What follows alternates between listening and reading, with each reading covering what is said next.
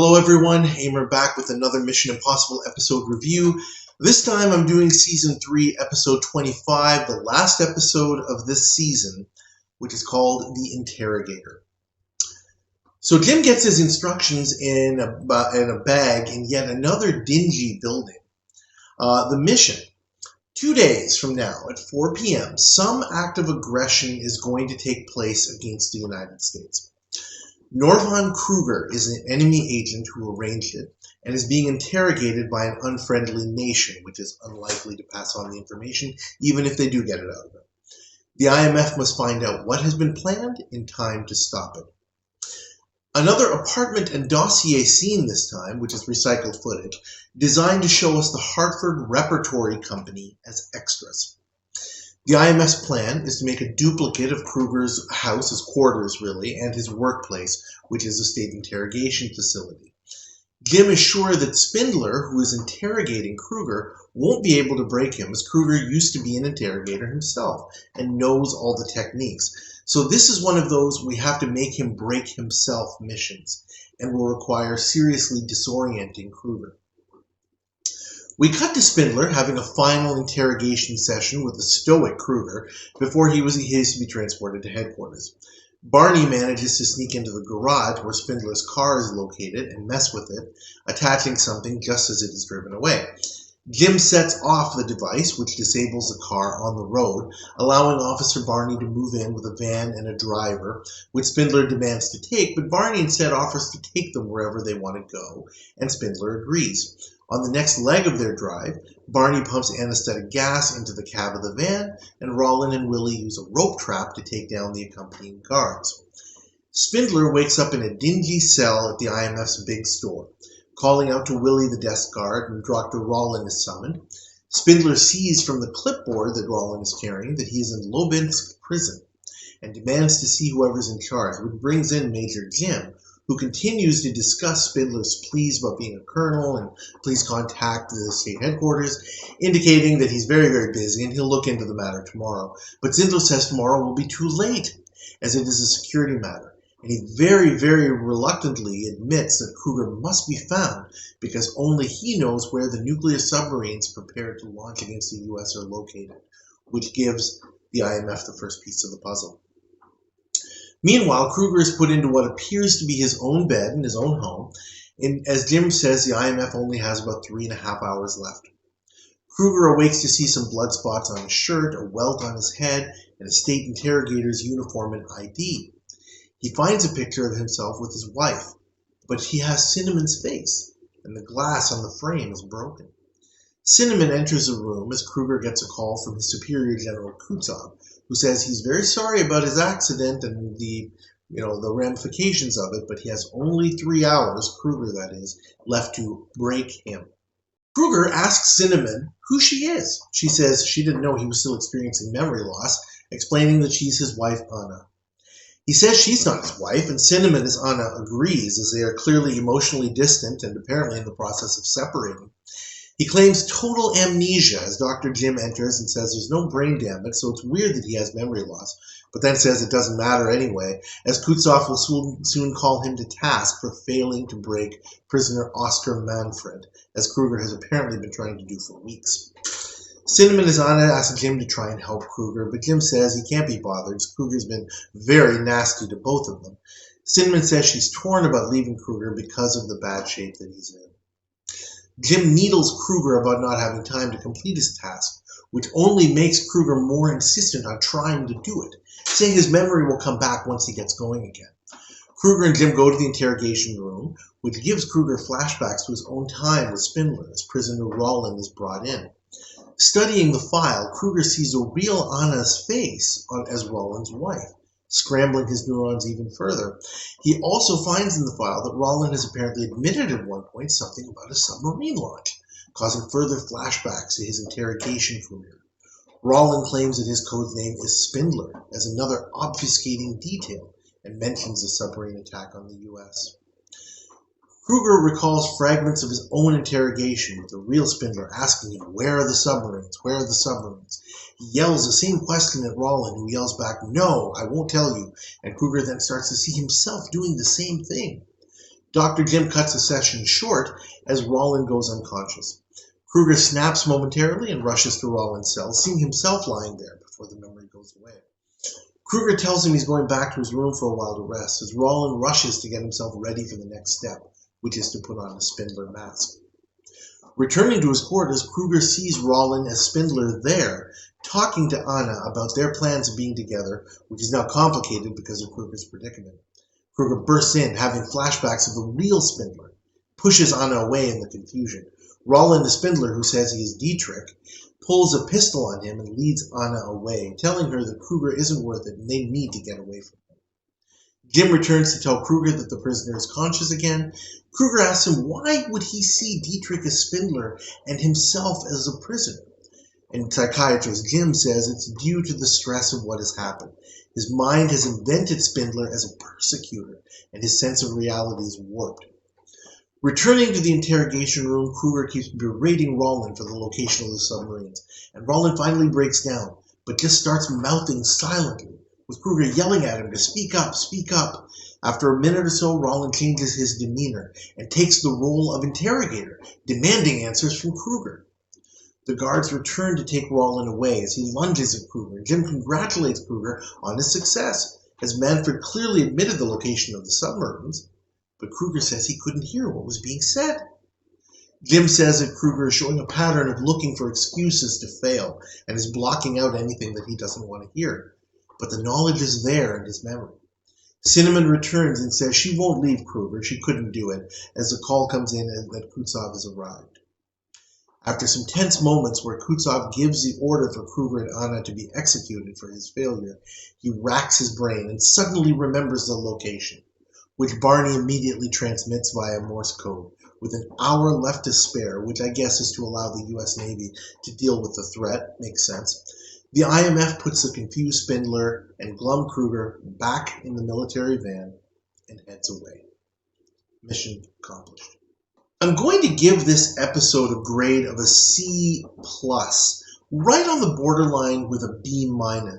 I went through kind of the good and the bad, and I came up with some more good points in terms of quantity than I originally thought I had.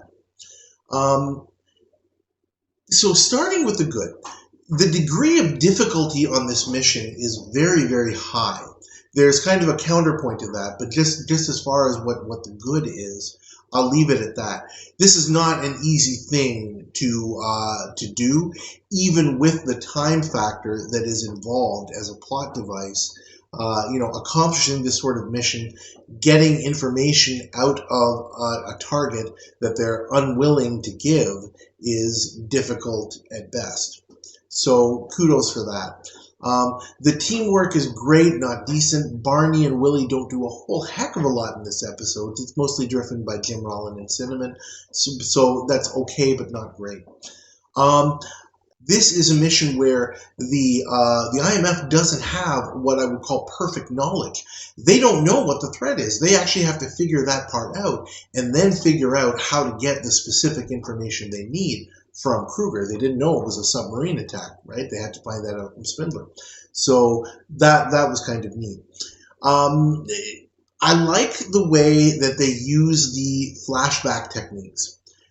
They were done almost exactly how they were in the previous episode, The Execution. They were quite effective there in terms of giving us a feel for how the IMF's target is being disoriented. And it's like, okay, where am I? I remember that. I remember little bits of this and fragments of this and glimpses of that.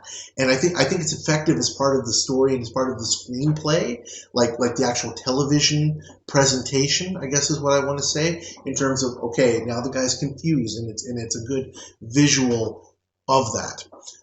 So I think that was done quite effectively. Again, as far as the plot goes, I'll give one more good point, and that is that this is another episode which I like in terms of the technique of having the end in mind. Jim says from the very beginning that we're not going to be able to get this information out of this guy. He's going to have to give it to us, and we have to lead him to that point where he actually wants to give it up. and they do that because they work backwards and say, okay, he's going to give it up because we've led him through these steps where his life has kind of been taken apart. He's lost his wife. He's about to lose his life, his career, everything else. And all it's going to take is just this one thing that he has in his memory, and he just has to, let it out. And the interesting thing about it is the way that they do it is they make it so that it's not even his memory. The steps that they lead him through make him put things together in his head that, oh, I was just told this by this other guy that I was interrogating. Right? It's not even his memory, although in reality it is. It allows them a way to kind of get into that memory and avoid all or some of the baggage that is around it. I really thought that was neat, the way that they took him through that process. The reason I can't put it up really, really, really high is because of a lot of the counterpoints to what I just said. The main counterpoint is the degree of difficulty being high. The counterpoint to that is that there's too much, in my opinion. I was going to say a huge amount of suspension of disbelief, but too much, in my opinion, to say that, okay, you are actually going to make me believe that you can predict what's going on inside a person's head. Obviously, the plot and the story and the episode relies on that.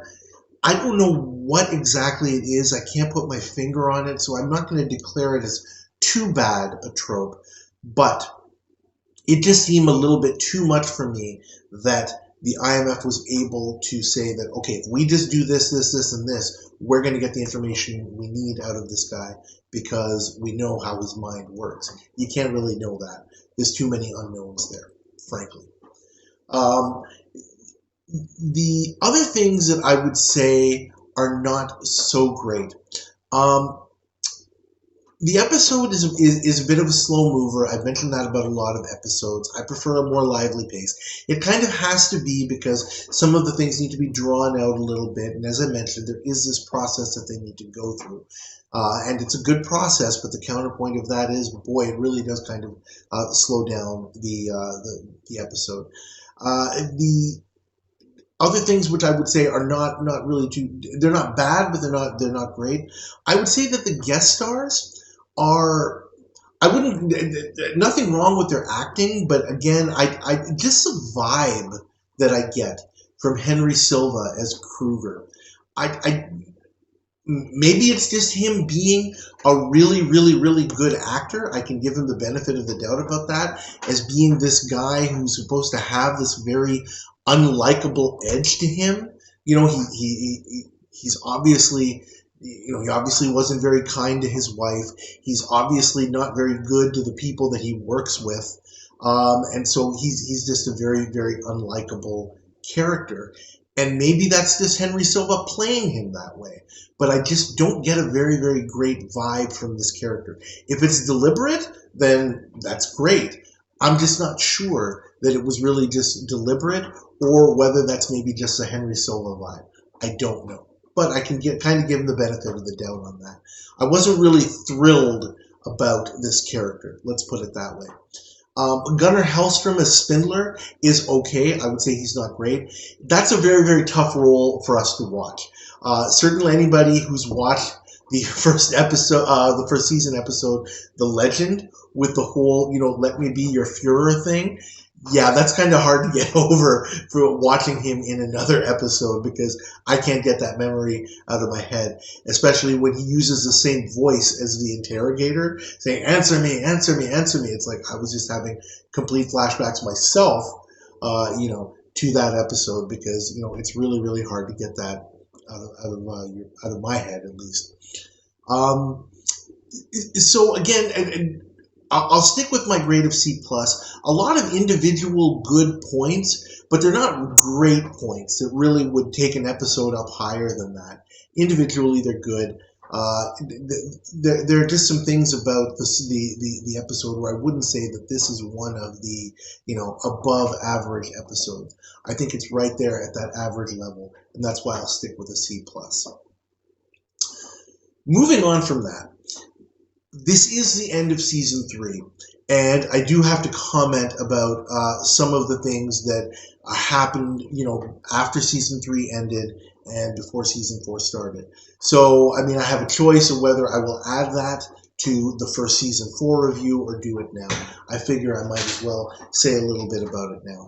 In case you didn't know, this is going to be the last episode where we see Martin Landau and Barbara Bain.